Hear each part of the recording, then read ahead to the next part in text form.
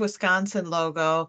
He's our guest speaker for this session on citizenship, and he is so aptly qualified and experienced to be able to share this. Number one, he is working with the Serve Wisconsin, our state commission. So he knows about our program.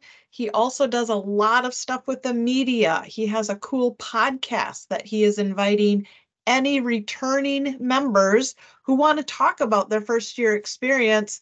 It's kind of hard for him to get members who are willing and comfortable to do a podcast in that first month. But you have 12 months of experience under your belt. So I'd be happy to make that connection with you and Kyle. And it's a painless experience. Even I got to do one at the very beginning, talking about some pandemic response efforts.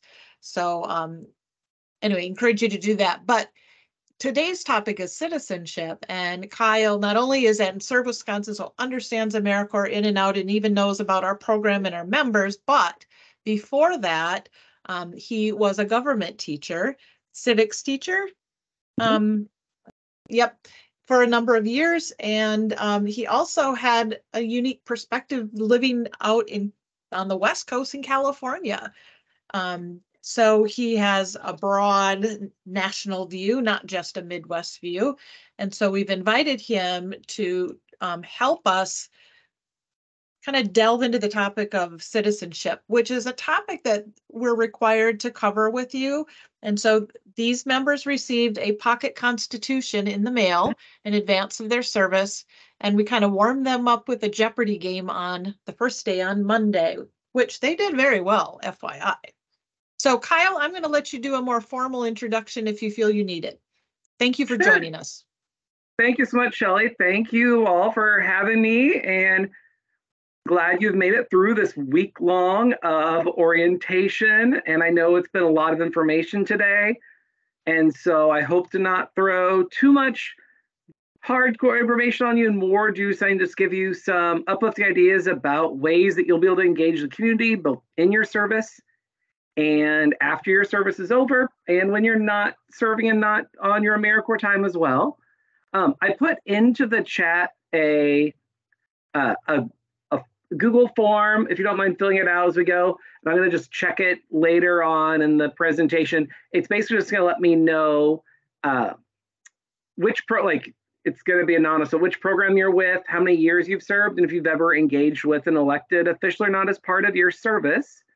And then actually at the very bottom question, I did throw in because I am looking for people to do the podcast interviews because it's always hard in the fall. So if you are interested, you can just self-select, and that's where you can put your name and email in. If not, no worries on identifying who you are. But yeah, my name is Kyle. I'm from Serve Wisconsin.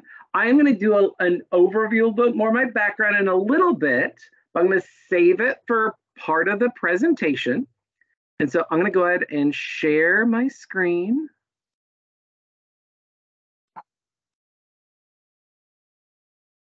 As I get to the right one now.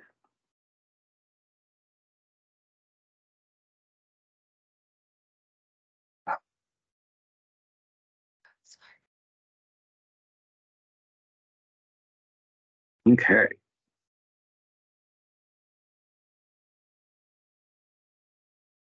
Okay, is everybody able to see the screen now? Looks good, Kyle. Awesome. So this is all about AmeriCorps and active citizenship, and I thought this is a great week to kind of put some connections to the founding of AmeriCorps, because I'm sure you may have heard, and you'll definitely see throughout this next year, that this is the 30th anniversary of AmeriCorps. So now, if you're a math scholar, you might notice on the date that's up on the screen that this wouldn't be the 30th anniversary of that date. It's because that's the swearing in, but the 30th anniversary of AmeriCorps being signed into law was next Thursday. And so what we'll see is, I kind of want to do this as our thing for this.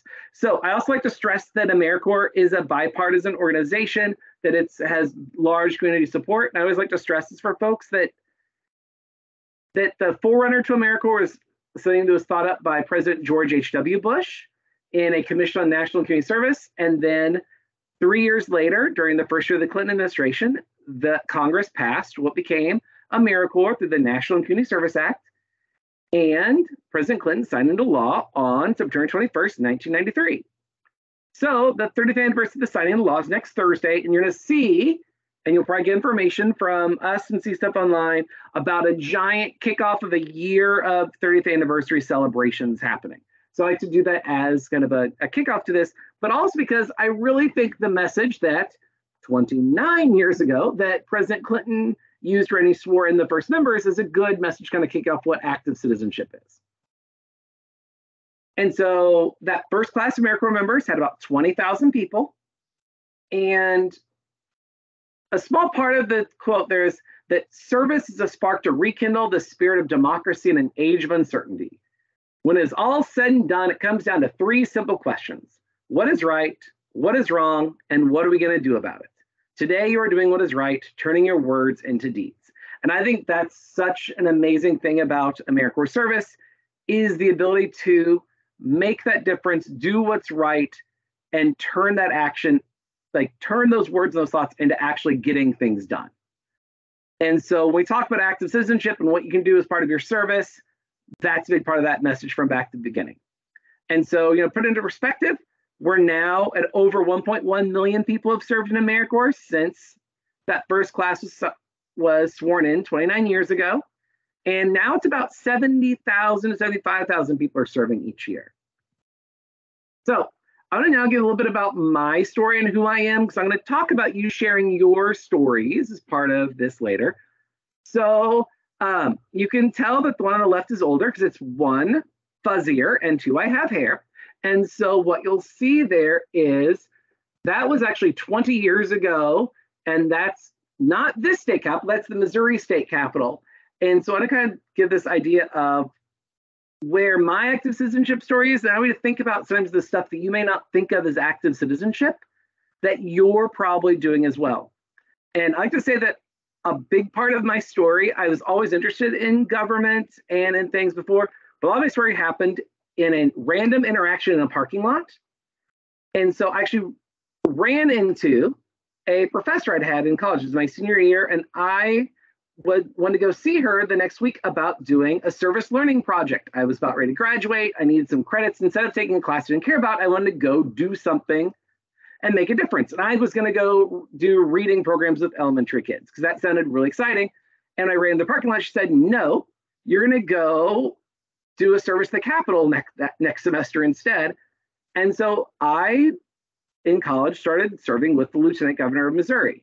And I then did that for 4 years, where I ended up serving full time during the end of the last year and a half of his term. And there's a lot of awesome things that happen in those Capitol buildings. There's a lot of crazy things and other things that are not so great that happen there. But the fun things were we got to pass a prescription drug law in the state to provide medicines for low-income seniors. We passed the Senior Care and Protection Act of 2003 that helped protect seniors from elder abuse in nursing homes. And so that was one of those pieces where it was great to get to engage the public and having the right to see people serving on committees, see serving on boards, having people come into the Capitol to try to push for legislation, do all these things. And also, lots of kids go through the Capitol and take tours. And I became our resident tour guide. And that's also where I really kicked off the idea. I'd always thought I wanted to be a professor. And that's why I realized, nope, I wanted to be a teacher. And I started to use that I want to go teach history and go teach government. And so when his term was over and he didn't run for election, I left. And Shelley had mentioned that I was out in California for a long time. So I taught in Missouri for a while. My wife's job relocated us to Wisconsin and then right away to California. And I taught out there for several years. And it was a great experience. And I became a government teacher and I absolutely loved it. And then we moved back to Wisconsin. And I had gotten really inspired. My students got me inspired, the idea of like giving back in government again. And so that's how I ended up at Serve Wisconsin. I loved doing the chance of, like, as a history teacher and government teacher, I wanted to promote active citizenship and people being involved. And when I saw the position at Serve Wisconsin, that's what you all do. That's what AmeriCorps members do, is they take an active role in making our world a better place. And I wanted to help support that. And so I've been at Serve Wisconsin for the last really 5 years. in November. And my job is I'm our communications and government affairs person. So my job is to promote service throughout the state, to know what all the programs do, to really work to promote them, and to work with elected officials and government officials on all levels to help support the programs and help support members. And so one of the other things I get to is I get to run the Governor Service Awards every year, which we recognize the AmeriCorps Member of the Year, AmeriCorps Seniors Volunteer of the Year, local community volunteers by region, AmeriCorps Seniors Volunteers, and they reach 20 years of service. And it's this awesome opportunity to see the great difference that people make. But that's part of my active citizenship story. The other part is it doesn't have to be things that are purely government. Active citizenship is when you're making a difference out there in lots of ways. So I like to think about, at night when I'm not doing this stuff, I'm a Cub Scout leader and I'm a soccer coach for a thing. And I've been on the PTO of my kids' elementary school the last 4 years. I'm the president of PTO this year. And all that stuff is things that are also out there making a difference on different local ways. And that's one of the things we're going to talk about too, is how you engage locally and what you can do to be active. And so that's kind of my story of what I'm going to do, because I'm going to talk to you all later about you all sharing your stories. So one, I think you all both learned this, but who has served Wisconsin? So as a reminder, we're the kind of the middle. And so there's AmeriCorps, the federal agency, who then grants funds to the State Service Commission. And that's for Wisconsin. So we help administer the AmeriCorps programs. We help do the training. We help do the grants. We do lots of things to support members. And then we help facilitate the grants to folks like Marshall Clinic, who then has the AmeriCorps members serving at that host site. So it gives you kind of a picture of where I am in the spectrum of, and where's Wisconsin is. And that's part of the national service picture. I do always like to remind people, this doesn't include AmeriCorps Vista or AmeriCorps CCC or AmeriCorps Seniors or anybody else. And what we'll see is that we've been around. This will be our 30th anniversary coming up in January of next year. And we have a governor-appointed board.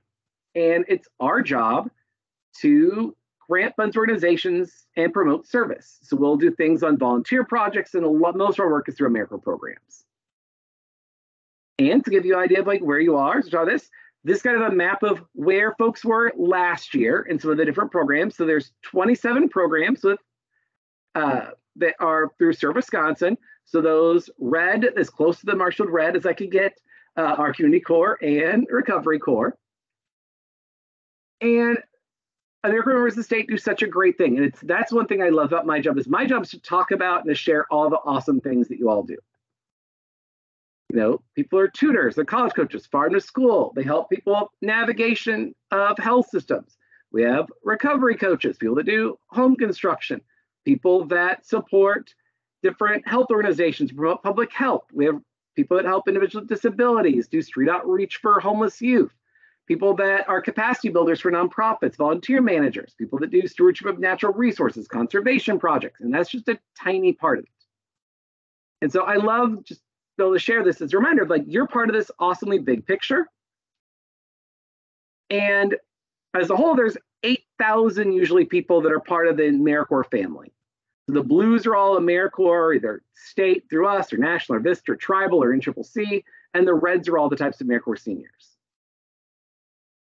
Now, here's where I ask people if they can get involved in the chat, or you can come offline as well if that is preferable. I want you to tell me, what does active citizenship mean to you? So I'll give you a couple of seconds to think about that, or if you want to share out loud.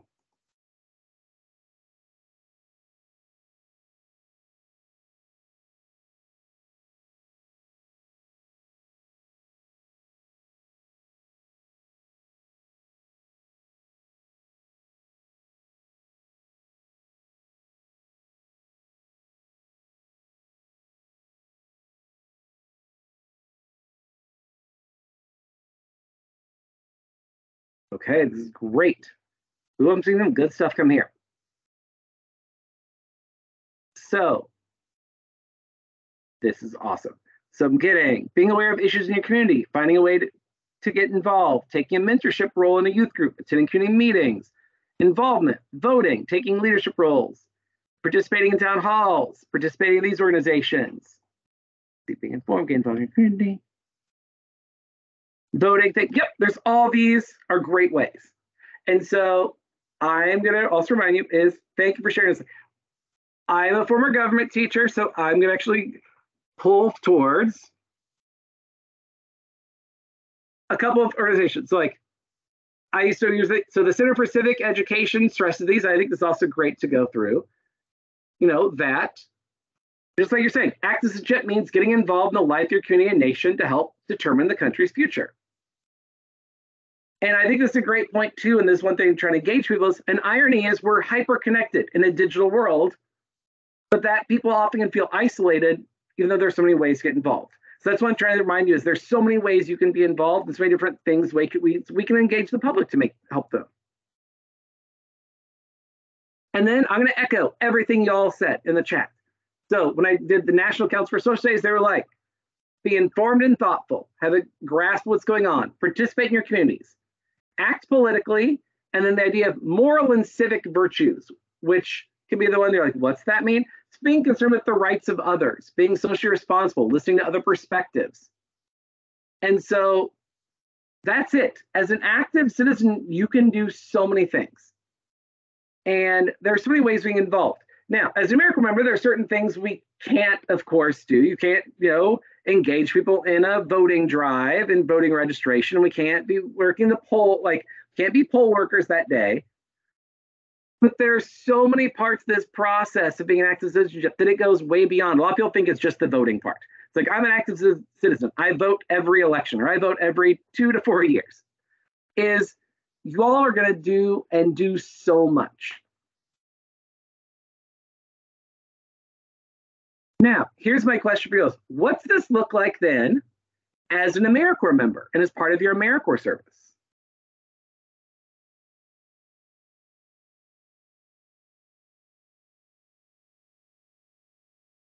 So I'll give you a little bit of time. We'll put stuff in the chat as well. I can come offline.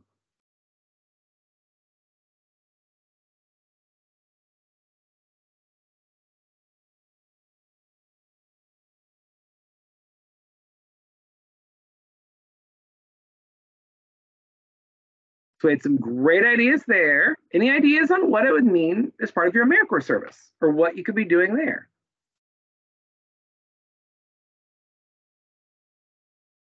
Do I like that one? It's making these choices myself and encouraging family, friends, community members to do the same. That's awesome.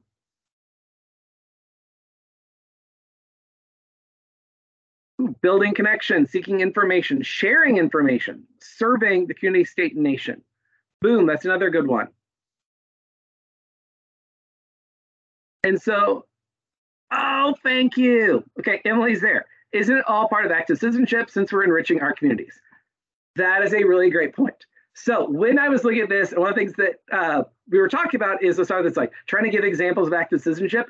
I struggled with trying to come up with the concrete examples because I was thinking like so much of what you do is active citizenship. I was having trouble narrowing it down. And that's such a great point, Emily, that adding new resources. I'm going to give you a list of the stuff that I've no other AmeriCorps members do, but that's the big thing. A lot of what you're doing is active citizenship and you're being engaged and you're making a difference. So echoing stuff you said, organizing information sessions, doing presentations for the public. I know AmeriCorps members do this all the time. I know Marshall Clinic AmeriCorps members do this. I've done newsletter articles about Recovery Corps doing presentations at different events about recovery coaching and the need to assist people in recovery. I know people do organizing projects for community involvement, organizing drives, assisting with disaster recovery and crisis cleanup. So that's ranged from, if you think back a couple of years ago, to all the things people did to help make a difference, help other people during COVID, during the lockdown periods, during the periods where we need to help get services to people, to when there are natural disasters, to helping here. Or I looked back, I was looking for example stuff, looked back at a couple of Marshall Clinic members. I think it was last year, one of the hurricanes came through and they did phone call services through crisis cleanup and they volunteered and did phone calls with folks that were in the impacted areas to help them connect to services. So even though they weren't down in Florida, they were still making a difference for those folks. Assisting with community events, taking part in these large pieces. So I know, for instance, there was one I just read a second ago that was like, in Wausau, there's Chalk Fest that happens. I didn't realize what a big deal it was, but I was just up in Wausau for a training a couple of months ago. And I talked to folks that had served and volunteered there. Assisting nonprofits, days of service. Like all these things are active citizenship. You engage in so many different ways. And that's the point, is trying to think about what you can do and try to think of. The bigger thing is to try to take that and think of like, I am doing this. It's not just those things like I'm like voting in this. It's I'm engaging in active citizenship and I can make a difference. And I can make others more active citizens through what I'm doing too. I can help inform the public. I can help give people their opportunities to get involved. I can organize things. Not only am I doing it, but through your role as AmeriCorps members, you can help other people become more active citizens as well. Oh, and that's just the same slide over. Now, I'm going to do a second part on I'm going to do a quick trivia thing. So if you know the answer, you'll figure out where I'm going in a second. I'm going to put it in the chat. And these are not probably the same trivia questions that you got on Monday. So, number one, what is the last name of the person that was the voice of Maui in Moana and is a co-owner of the XFL football team? Johnson, yay. Yep, that is Dwayne The Rock Johnson. Whoop, whoop. Okay, what is the last name of the person that played Jack Donaghy on 30 Rock and's been the guest host of Saturday Night Live the most times in its history?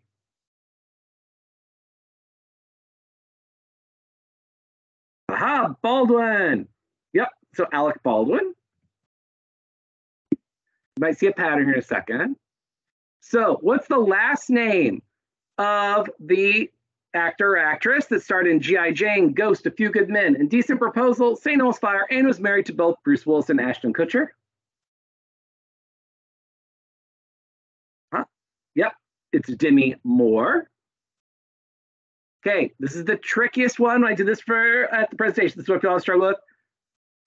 So we know, who was the author of famous 1920s, 30s works like The Great Gatsby, This Side of Paradise, Tender as the Night? His wife's name was Zelda, and it's also the middle name of a famous president that goes by 3 initials. Boom, Fitzgerald. So it's F. Scott Fitzgerald. Boom. People are seeing pattern of these names.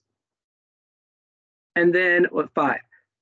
Who's the famous shared first name of the singer from I Think We're Alone Now of her 1987 mall tour, and the comedian actress that starred in Girls Trip, Night School, The Kitchen, and her She Ready stand-up comedy special? What's their shared first name? Tiffany. Yep. So it's Tiffany Haddish, or just Tiffany the singer. Okay, we have one more. This one's a little deeper cut at the back. So it's the shared last name between a comedian that used to smash watermelons with a Spudge-O-Matic and the lead singers of 90s, 2000s band Oasis, Noel Gallagher. Okay, does anybody know? Now, here's the trick part. There are 4 names missing from this list. If you don't know the 4 names, anybody can tell me what these people all had in common and why I put them together. So why do I have Johnson, Baldwin, Moore, Fitzgerald, Tiffany, and Gallagher up there? Ah, Wisconsin politicians. Good. So we can go even one further. What type of politicians are they? Okay, we have senators and reps. There are federal officers. We have our senators and reps. So we have Johnson and Baldwin, our 2 senators, and then Glenn Moore, who's an AmeriCorps Vista alum. Scott Fitzgerald, Tom Tiffany, and then we have Gallagher, Pocan, Style, Van Orden, and Grothman. And so those are our federal officials. So yay! And this part about being an active and informed citizen. I was going to do a quick test of that piece. So these are our congressional delegation federally. These are the folks that impact our federal funds, that do federal pieces there. Then, I don't have a game for these folks, but we have our state folks. So we have our governor, lieutenant governor, attorney general, secretary of state, treasurer, state superintendent of public instruction. There are 33 state senators, 99 state reps. And I'm pointing out a couple that we have 2 AmeriCorps alums in the assembly. And I'll answer, yes, I did create this, Sam. I did this, but I created this those questions like 2 or 3 years ago for our PD workshop training I do on government affairs. And it was the year we did, one of the years we were remote due to COVID. And so I did a bunch of trivia. I actually ran the trivia tournament at the school I taught. I was the director of student activities. And so I had a lot of fun writing trivia questions. And like we did lots of random trivia stuff for it. So yeah, there are 2 AmeriCorps alums in the assembly. At one point there were 4. And then our lieutenant governor is not Lieutenant Governor Rodriguez, she's not a AmeriCorps alum, but she's a Peace Corps alum that she served in Tonga.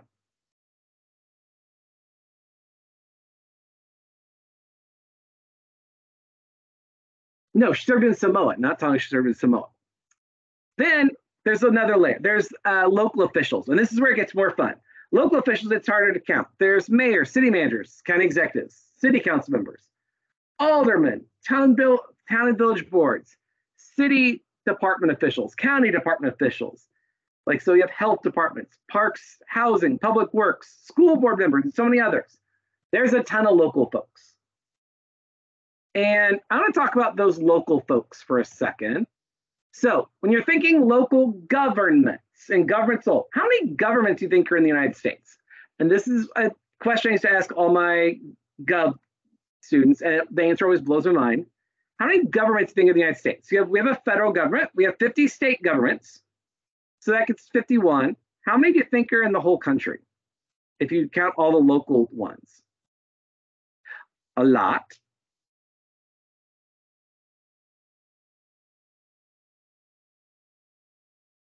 Okay, got 10,000. One bureau, that's great. 1,500. Okay, this number always blows my mind each year. I'm not trying to trick you. There are 89,000. I'm not trying to trick you at all. So it's what I read. There are counties and towns and cities and school districts and special districts and all sorts of things. So when you're looking at getting involved in either working with government officials or getting involved yourself one day in government or trying to participate in things, there's a lot of ways in the U.S. system to participate. Yeah, not to trick you. There are 89,000 of them. And then for Wisconsin, I looked all this up this morning because I did not know this one. Other than I knew there are 72 counties, but then there's 190 cities, 411 villages, 1,253 towns, and then 1,100 plus special districts. So that's like school districts, technical college districts, the 3 professional sports stadium districts, sewage districts, water utility, so many other things.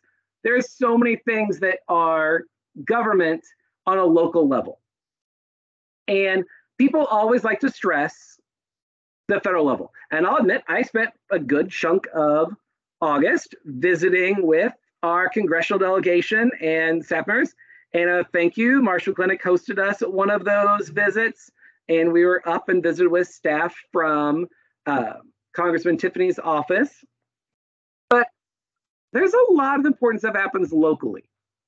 So if AmeriCorps is funded by the federal government and Serve Wisconsin is funded by the state government, why is it important to reach out to local officials then? Why do we care about local officials when they don't control our programs?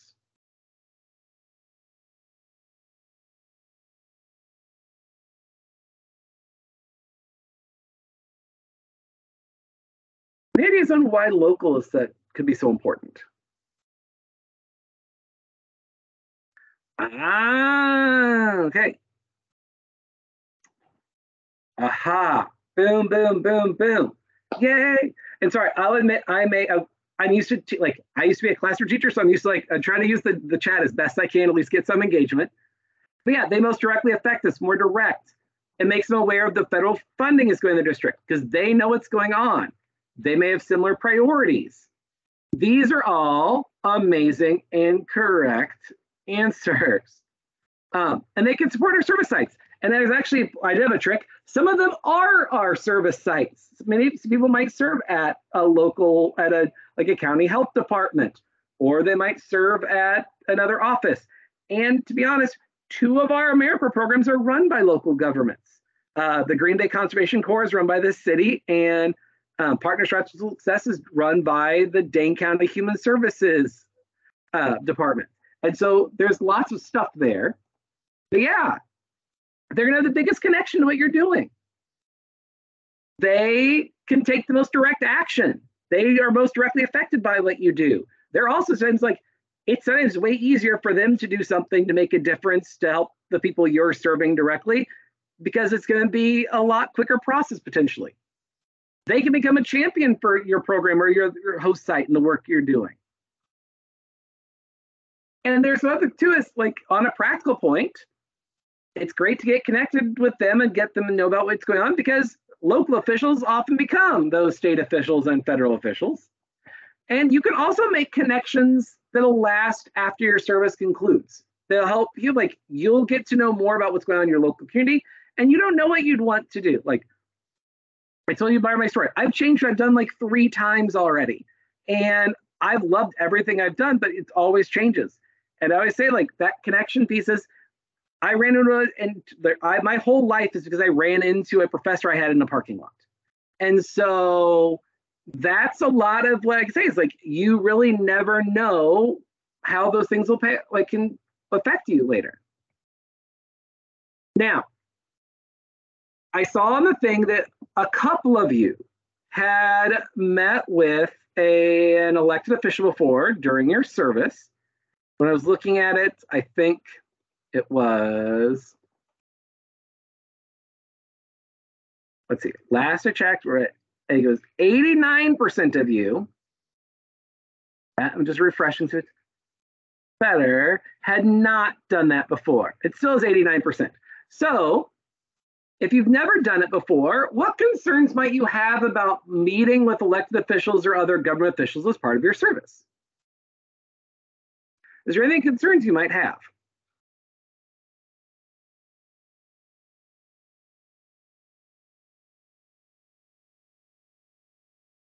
There's one I often. I'll come off mute and yeah, speak to this. Yeah.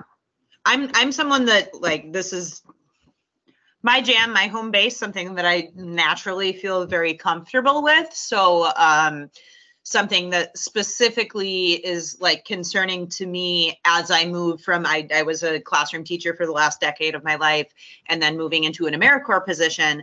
I do notice there's a difference in status when I tell someone that I am an AmeriCorps member versus a public educator.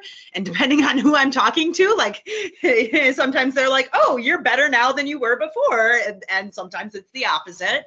But I think just like, it doesn't convey the same level of expertise as naming another profession does. So I think that you have to be ready to go in and say, like, you are going to listen to me for XYZ reasons, yep, because your title does not necessarily convey it in the same way that another professional title will. That can be a big piece to it. And I think that can be a thing on knowing, well, why are they going to listen to what I'm saying? Why are they going to care? The one thing I'm going to remind you is you're the expert in your service and what you're doing. And that's the big thing is like, it does matter, like the title may not matter. It'll also remind them about what it is, but you also remind them about everything else you do too. And that you're a citizen, and especially if they're an elected official. If you're a citizen in their district, you're a voter, so they're going to care what you say that way on the crass political side, but they're also going to care about what you're doing. That thing is you want to give them a reason to care. And that's why we're going to talk about the service story part in a second. People always like not knowing what to say, how to express concerns, what they'll resonate with. I think that's a really good point. The good news is usually once they're coming out to you, especially if they come to visit you, they're going to be ready to listen. That's the one good thing is they're going to be ready to listen, because it is sometimes you'll find out more about their story and what connections they have, and you'll find those connections. And knowing what to say is the big thing is you share about who you are and what you do. And I'm going to let talk to that in a second. And that's it. The worry I was afraid that no one mentioned, but usually in the programs, their biggest worry is always, Well, it's a prohibited activity. We can't lobby. We can't like ask for a policy thing, which is also true. That is a prohibited activity. But, and this is where if we were live, and all the people that are the program directors heard me do this before, I would say the same word 17 times out loud, make everyone chant it. And that word is educate, because you can always educate. So you don't have to be on, you can say it to yourself without getting off the move, but you can always educate. That's the big thing. You're always allowed to tell them about what you do, what your service is, the people that are impacted, and how they're impacted, and what the problems are in the community or what the issues are you're helping with. And that's the thing. It is always allowable. And it's awesome to share about what you do, who you serve, and the impacts of what you do. You never have to worry about that being an issue. And so you're looking at how you can engage folks. You can invite them to visit your service site, to do a site visit. You can invite them to participate in a service project. You invite them to come to an event you're doing. So if you're doing like an Earth Day project or an MLK Day project or just any random event at your community, you can invite them to come. You can reach out for a proclamation for something like AmeriCorps Week or something else. You can engage them. So this is a picture of, this one was easy. We reached out to the programs for it. This is folks from Marshall Clinic and NCCAP in Wausau with the head of the Department of Administration. That's the department that Serve Wisconsin's headed in. And she has spent a lot of the summer visiting AmeriCorps programs. And so we've been doing that, and that's helped us in not getting, you all were great. We've got to talk about what was going on and also about the need for them maybe to be great if the state could match the education award if the state colleges could. But when we did this, members just shared about what they did. So if you're going to do this, invite them far in advance if you can. Give them details about what they'll do or what's going on. Like just the key details. Like if you're doing a service project, like we're doing a beach cleanup on this date at this time, you would need to bring this equipment. We'd love to have you. Provide a direct connection to their district. Just remind them, this is in your district, or we serve this many people in your district, or we do this. And if it's appropriate, mention that you'll invite the media and let them know you're coming. Now, does that mean the media is going to show up? No, but you definitely, but if you're saying that, you'll want to write them the local newspaper or local TV station, say, hey, we're having, the mayor come out to this, or we're having the city council people come out to this and do this project. If you want to come cover it, that'd be great. And you can, for local officials, it doesn't matter nearly as much, but you try to target dates when they're available. That's what I say with local officials, they live locally. It's not that hard to travel to where you're going, versus with Congress, the members of Congress or the state legislature, they might be out of town. And the other thing is, a couple things. One, don't be discouraged if they don't come, but a staff member comes, because the staff member may have the time to make it when the elected official may not. You can build up a relationship with them, and the staff often become elected officials too.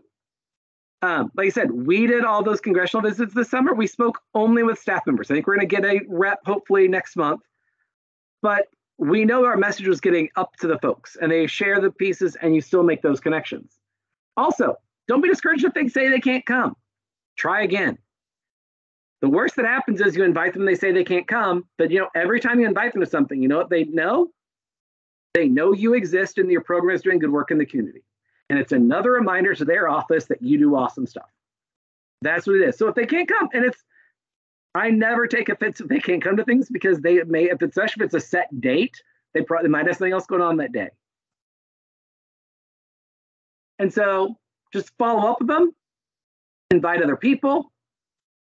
If it's appropriate, put off your organization's social media account, let them know what's going on. You can send out media or press releases afterward or something like that.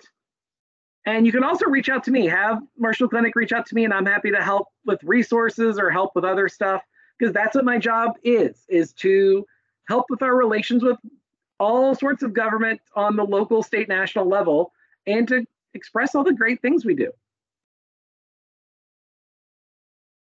And then during the event, remember, educate, inform, highlight the great things you do. Provide an overview of what you do. Look for ways, if you can, for them to engage in an activity with the if people. Doesn't often work on a site visit or a meeting, but if you're doing a service project, it's a great way to have them do something while you're doing it. Or if you were doing like just a regular project that involves doing something where they could be participating. And then take lots of pictures. And if you can, post on social media, because one thing I'll say is local government officials of all kinds love to have people know about what they're doing, and you can share what they're doing. All you ever have to do is avoid one thing. Avoid a specific request. Well, two things. Policy request, or avoid talking politics. Don't talk about elections. Don't talk about the politics stuff of running for office. And don't say, it would be great if you would give our agency $5 million more. Now, can you tell people that that funding challenges make it hard for you to help people? Yep. Can you express like this is going on? Yeah, you just don't ask for really specific policy things. But you can tell them like, this is what's going on. And if they ask you a question, you can answer the question. So they ask you like, what would you need to make this more useful? Like if we had more funding, it would let us do this. Or if we had more opportunities, or if there were more resources in the community. That's fine because they asked you the question. You're just answering a question they asked. So you just can't ask for direct policy stuff. And that's why meetings with officials aren't scary. They're going to want to listen to what you're doing. They're already committed to coming out to you. If you get them to come out, that if you're writing them or calling them, stopping by, that's great too. They're going to want to at least hear what's going on. Afterward, just make sure you send a thank you. If you can, thank them on social media too, because this gives you that piece. And like I said, people do press stuff. It depends on what the visit is and if it's appropriate or not. And that's kind of that piece. I'm gonna do one last piece. I know I might go like 2 or 3 minutes over. Sorry if that's okay. Because I thought it was really short and I added it got longer than I thought. I'm gonna talk about sharing. Kyle. Okay, I'm gonna talk about sharing your AmeriCorps story. And so you'll see a bunch of pictures of just Marshall Clinic folks sharing their story different ways. And so these are some things over the last few years. So why is it important to share? You can spread the word about what you're doing. You can build support for the program. You can build support locally and long-term. It gives more stories that are out there to tell the larger story about AmeriCorps and what people are doing to make a difference here in Wisconsin and across the country. And you actually can also help Marshall Clinic with its recruitment and other people who their recruitment. So they'll get great stories like, this is the difference I made in my service. So you spread the word about what's going on. You help other people become more active citizens. You build support for the program. You get more people to participate in things. So it's a big piece on why you should share your story. And just a reminder, there's lots of ways to do it. I'd say, well, when you're thinking about it, always say, who's my audience? What's my message? Am I remembering to mention that I'm an AmeriCorps member? That's the big thing whenever you talk to someone. It's like, remember to mention it's AmeriCorps, and it's with Marshall Clinic's Community Corps, Marshall Clinic's Recovery Corps program. And what info can I provide? And if you're doing something on social media, what visual or graphics can I do? Just putting a picture of yourself or anything else or a picture of what you're doing makes things, people read it way quicker and see it quicker. So what is your story? So what am I doing? How's my service impacting people, impacting the community? Why am I serving as an AmeriCorps member? These are the great stories. I love when I talk to the podcast. This is one of the questions I always ask. These are also the questions, like this is kind of similar to what I ask if you do an interview on the podcast. What are my favorite parts of my service? What are the most memorable things? How am I going to use this experience going forward after my AmeriCorps service is over? These are the types of things. You don't have to share all these things. You don't do these, but these are great things if you're doing a larger reflection or a meeting with someone to share these, because it lets people know what's going on, why you're doing, and what's the impact of your service. And then where can you do this? Well, sometimes your host site may have a newsletter, other communications. You can put them out through there. So this was, what is this one? New Leaf Foods up in the Green Bay area, and then Central Rivers Farm Shed. Local media. Sometimes local stores will cover something you're doing. You can write to them to ask them to come cover things. If you ever want help reaching out to them, let me know. And you can do local media, newspaper, radio, TV, social media posts. We'll get out to your followers. And then the best part is you can post it and then I'll reshare it. Especially if you tag AmeriCorps and at Serve Wisconsin, they might reshare them too. And if you tag at Serve Wisconsin, I'm the one that's going to see everything and I'll reshare it. And I really appreciate it. You can do the podcast. As I said, we've done 45 episodes so far. And so these are some of the Marshall Clinic episodes. I did in the first few episodes, we didn't do the pictures on the social media graphics. So I did less fun ones there, but you can do those. Sometimes we'll put things in the monthly newsletter. So if you send in reflections or stories, you're going to have them share them with me. And Marshall Clinic does an amazing job of sharing them with me, but I will then follow up and ask you for quotes or to describe more about your service. So this was about there was a beach cleanup done by a member serving with Friends of Lake Superior Reserve. And then I mentioned those that AmeriCorps members helping with crisis cleanup after Hurricane Ian. I couldn't remember which hurricane it was. And then want more monthly newsletter stuff. This one just showing some Recovery Corps folks. So I had both programs covered. And then I'm going to talk about the power of multiplication. So this was a local news article, which then also became a social media post, which then also became a newsletter article, which all go out to different audiences and get more reach over time. That's one great thing is you always think like, don't just share something once, share it lots of times so it gets the story out there. And so my whole takeaway message is why your story matters is because you can educate not only government officials by meeting with them, but you can inform the public as a whole. You can make them more informed, make them more active citizens, make them care more about the issues that you're working so hard to help make a difference on. And it helps spread awareness to make a difference in the community. And so just thank you so much for what you're doing this year. It's exciting to talk with y'all. And you'll see me throughout the year. You'll see me probably at opening in November and other pieces. I do those big events. So you'll see me at that. And if we do anything else going on, and if you have anything to share, please reach out to me. I'm going to skip this, and they'll know how. You can reach out to me. If you go to the Serve Wisconsin website, the staff, I'm the only bald guy on there, so I'm really easy to find. So, yeah, but any questions before I turn it over to your program directors to end your week of training?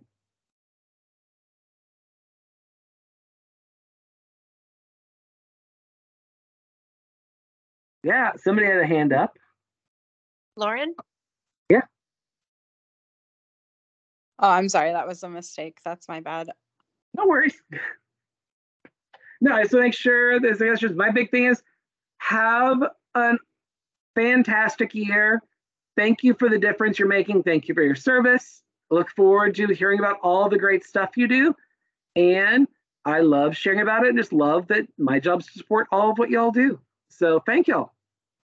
Thank you, Kyle. You make Thank citizenship sound so relatable and exciting. You got them all is. fired up. It is fun and exciting. And it's more than, that's what it is. It's more than just voting. There's all the awesome stuff that people participate and do. So thank y'all. Thank you. Thank you, Kyle. One thing that I'll add just as a spot of encouragement on top of what Kyle said is hope you all at least have one opportunity to go outside of your comfort zone this service year, whether it's through the podcast, submitting a newsletter, doing a presentation, or outreach in your community. I know it can be nerve-wracking, but would just encourage you to take this as an opportunity to do something outside of your comfort zone. Last year, we had the opportunity, maybe again this year, we did AmeriCorps Day at the Capitol, and I attended, and to be honest, I was super nervous, didn't know what to say, didn't know what to talk about. But with Kyle's help and the team, I asked for help and support, went in there with other people, and ended up having a really, really good, impactful day. I learned so much, and that just boosted my confidence. So that was a personal story I'll share. Even myself getting nervous in those type of situations, but really can help make a difference for your community, your program, for AmeriCorps, but also for your personal growth too, to just get more comfortable sharing your story because it makes a difference. And something Kyle said made me think that when you get service gear, or if you're a returning member, you already do have service gear, it's really important to have a good AmeriCorps photo.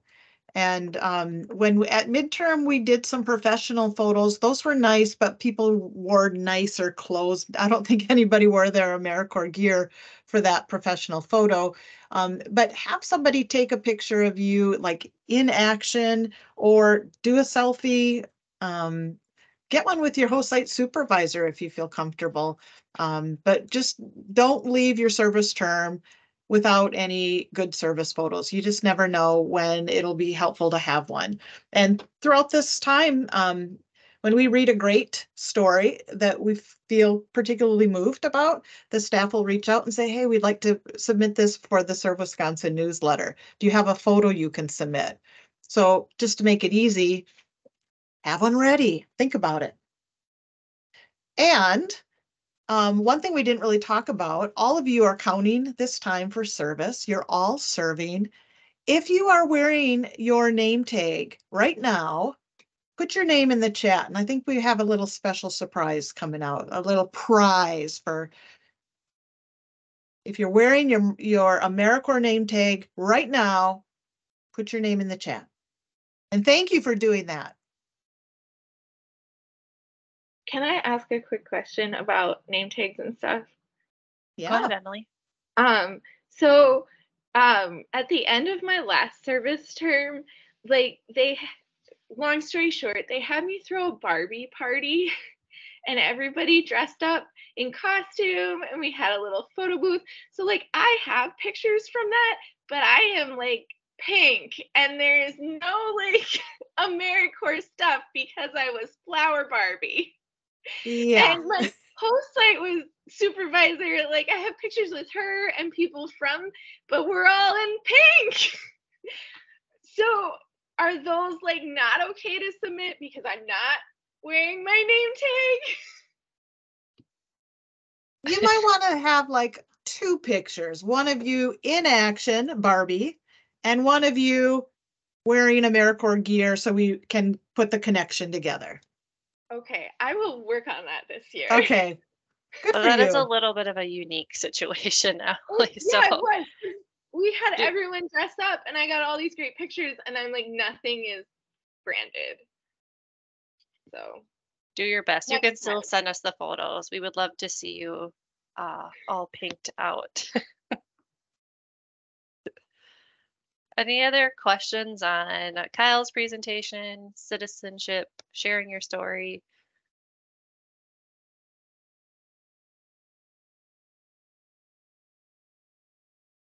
And bear with us. We have just a few of wrap-up things, and then we will send you off for the day so that you can take a little break if you need to, or finish up any orientation items that you had. We know it's been a long week. So let's see. Wanting to lead off or kind of close off, I guess, with a little bit of a story. So thank you to Shelley for finding this story, but I'm just going to read it out loud. Hopefully it provides a little bit of inspiration as you embark on your service term. But if you want to take on big problems, try thinking like a bee. New month, new day, new leaf.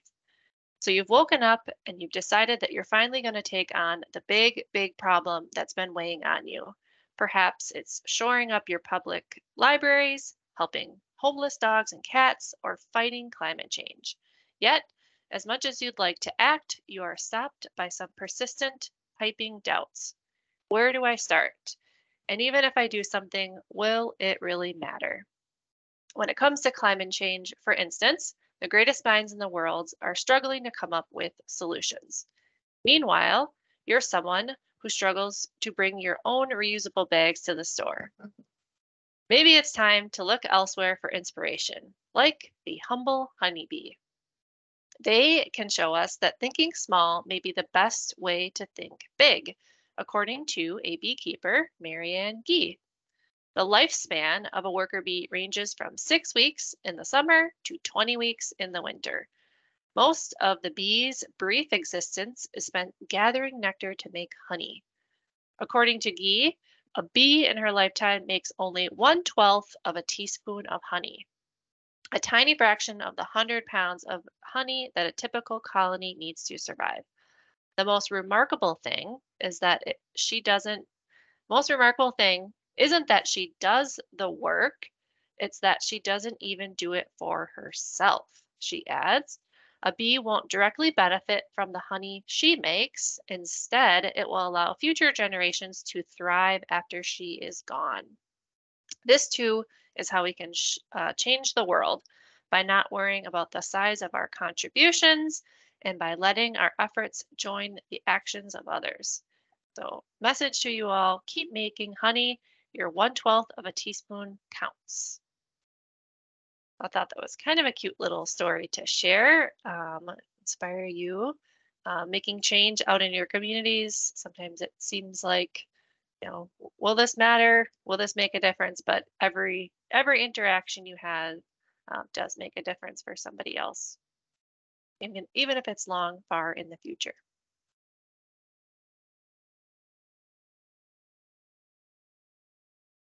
Okay, some reminders and due dates. We've had a lot of information thrown at you this week, several activities, due dates. So I decided to put it all on one slide here for you, and I'll kind of go through everything. I also have an email drafted that you will all get that has all of these deadlines and details in as well. But as we wrap up orientation, if you haven't already, please submit us your orientation passport once you have that completed. It's not due till the end of the month. I should have put that down in the September 29th deadline area, but that's something, once you have it complete, send that over to us so we know that you completed that section. If you missed any of the orientation sessions, recordings are available or will be available. I think we're caught up to maybe Wednesday on recordings, so be patient for those to come out. Those can all be found on the map on the orientation page. So please make up any sessions that you missed or had to step out for. All important information that was shared. And then we have a slide, but that I'll show in just a minute here about our evaluation. But we have an evaluation form that we need everyone to fill out to provide feedback. So I'll go into more detail in just a second on that. And then some important deadlines or due dates. So this first upcoming one is right away on Monday, that teleservice authorization form. Extremely important that we have that on file on Monday so that you can begin logging any teleservice hours starting as early as next week or next week Monday, if that's the case for your site. So your supervisor has it, they're getting the reminder as well. So between the two of you, put your heads together and get that sent and submitted by the end of the day, Monday. And then trying to keep it simple as we can for all of you. We have a bunch of things that are due at the end of the month. On Friday the 29th, your member service plan, which you'll draft with your host site when you get there next week. That On3Learn certificate for prohibitive activities. Please send that to our shared inbox so you can mark that off as complete.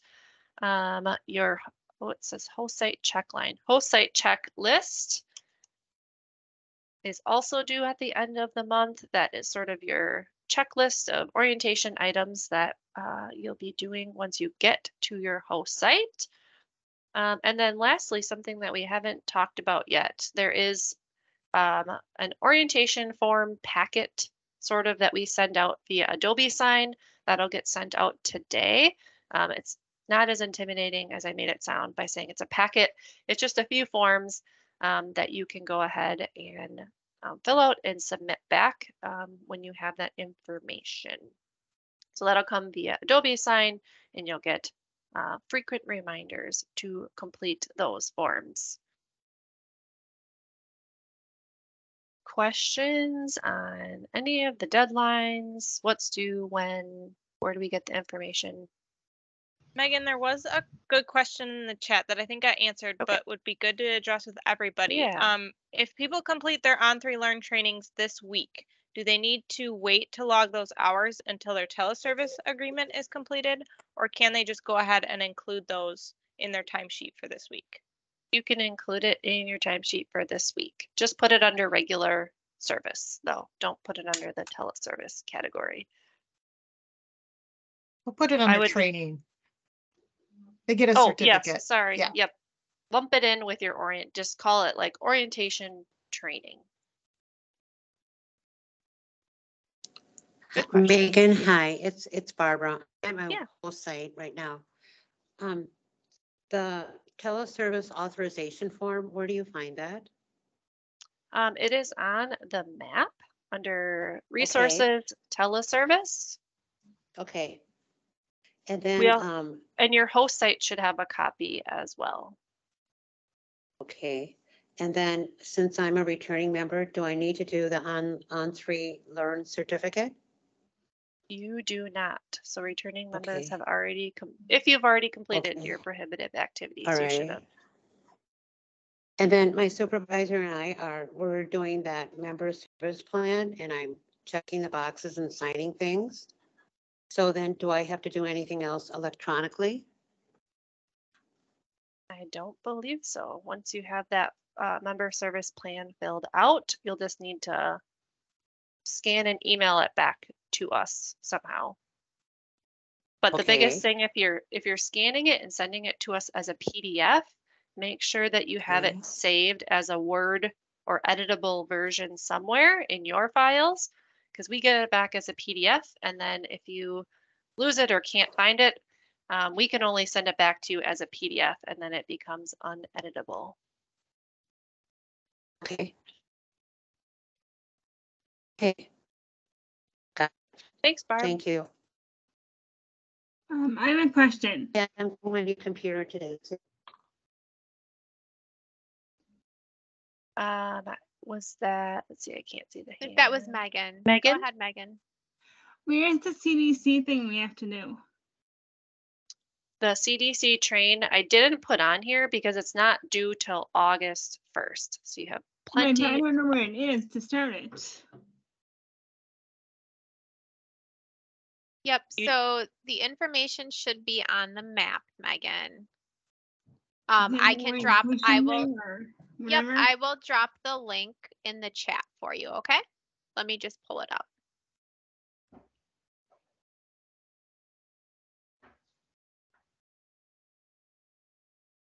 So we have some members that have already gotten started and are working their way through those trainings. But if you have a lot going on, feel free to wait, get settled in at your host site, and get started with that. Sometime in October, we'll give you plenty of reminders to make sure you get that completed. But you have all the way to August, so plenty of time for that CDC train. All right, and I'm just gonna plop that into the chat.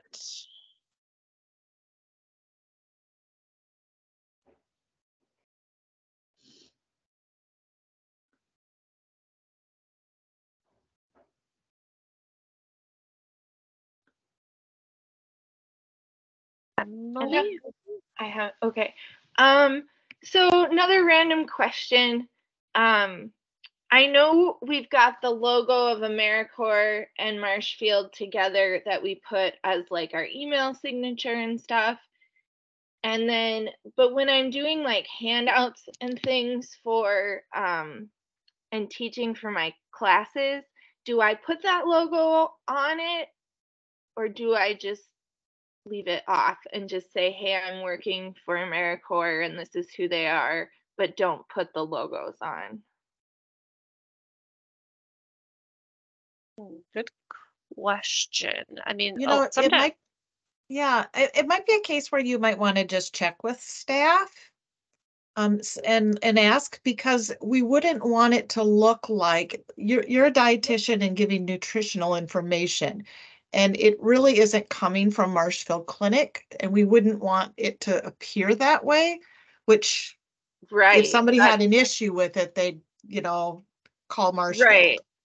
That's why I just left it off last term. Because one of the other people at my host site was like, no, you can't stick it on anything. And I was just busy and didn't follow up. But I wanted to double check with you guys about that. And I don't think we don't want you to use that logo on things. And this goes for all members. I mean, it's branding and it's recognition. But in that particular instance, I think we needed to be cautious, but I think it would be worthwhile if there's a place to not use the logo, but use the words AmeriCorps member, at least have that appear. That would be more appropriate. Yeah, I switched it. Like I had it on the main slide when I opened, and then I just switched it to the About Me page. Like, this is how I'm able to be here, and this is what AmeriCorps is, because everyone's like, what is this? Like, so I just switched it to like an individual slide in the presentation. So it didn't look like, like Marshfield was doing the thing. That sounds perfect. Okay, thank you. And a lot of times materials, I mean, you can work with your host site. This is kind of for everybody, but a lot of times it'll be your host site's logo or branding on your materials, just as long as then when you reference, yourself or the work, it's good to endorse, so-and-so AmeriCorps member serving at Marshfield Clinic, so that, Marshfield's still getting their recognition and they know where you're coming from and how you're funded, but okay that you're using your host sites logos and things like that too, because we definitely don't want you editing or like adding your host site logo to our buy logo. That cannot be edited or modified in any way.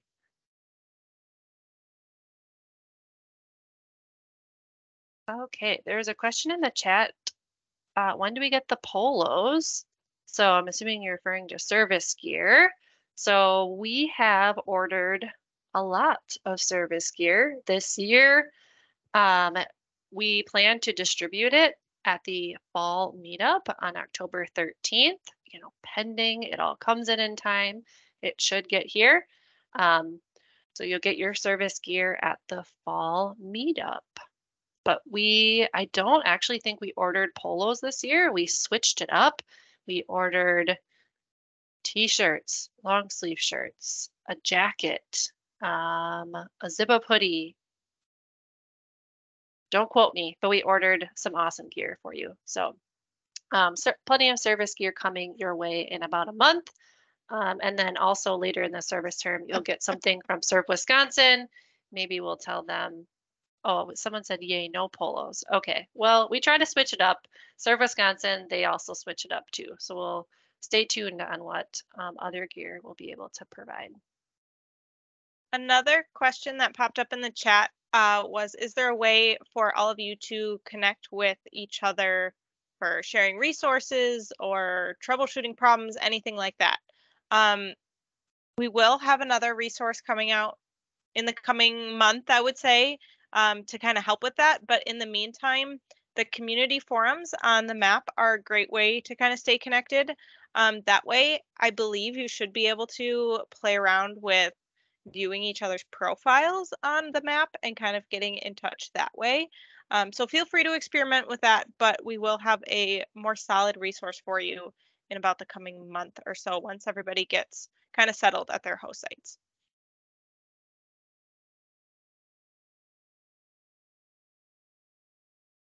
Other questions? That is my next slide, a questions page, but anything that we can help or facilitate before we wrap up for the day?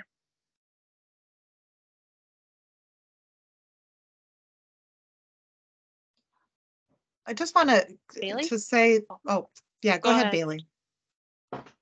I just want to ask a question too, quick. I couldn't find the prohibited activities or the AmeriCorps 101 either on the CDC training. So I can ask at a later time as well, but I wasn't sure where to find that either.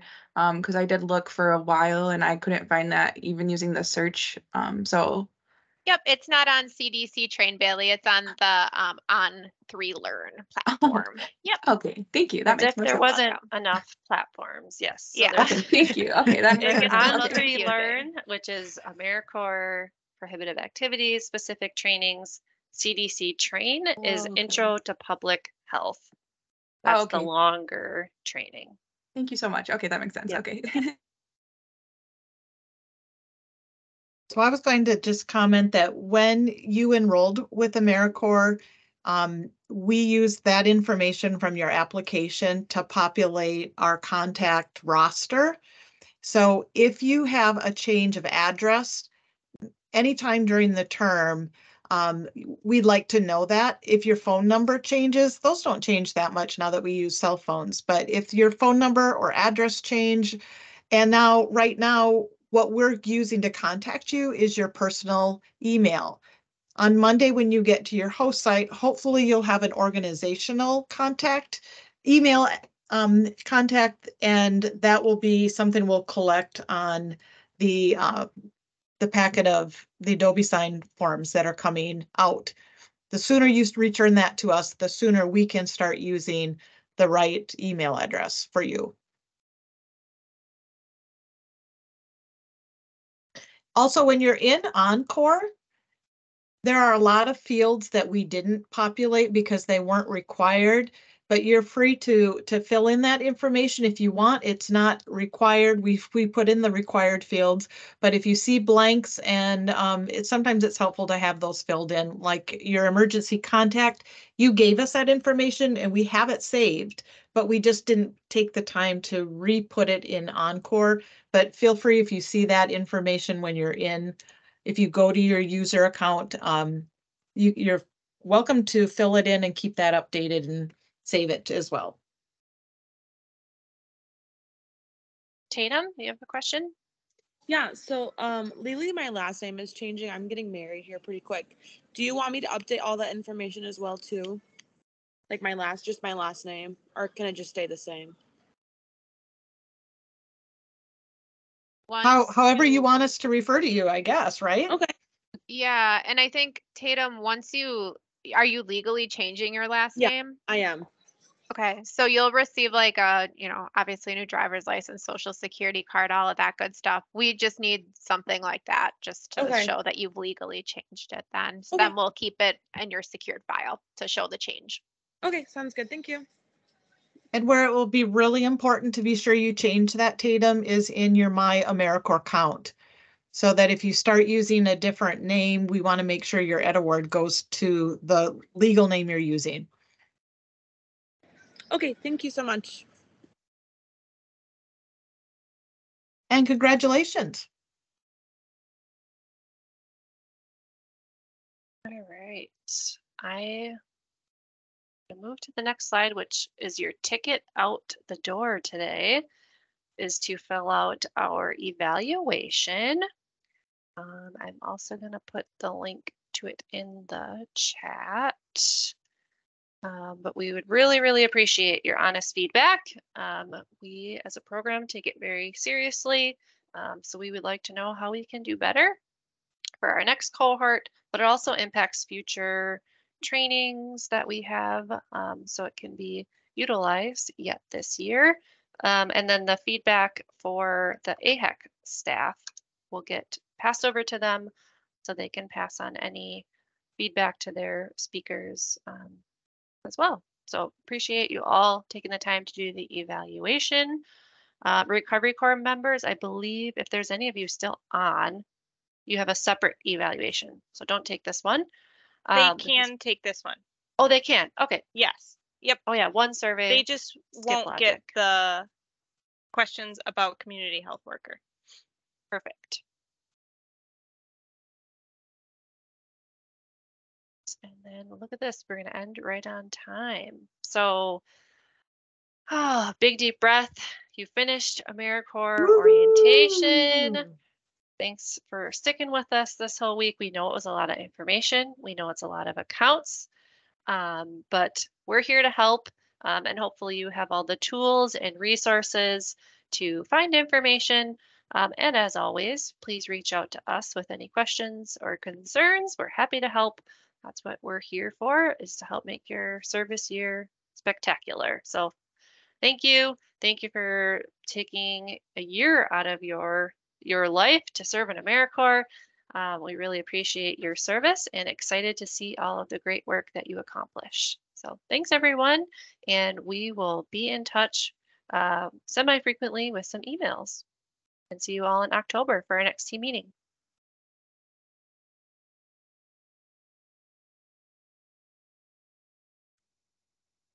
Thank you. Bye, I guess, right?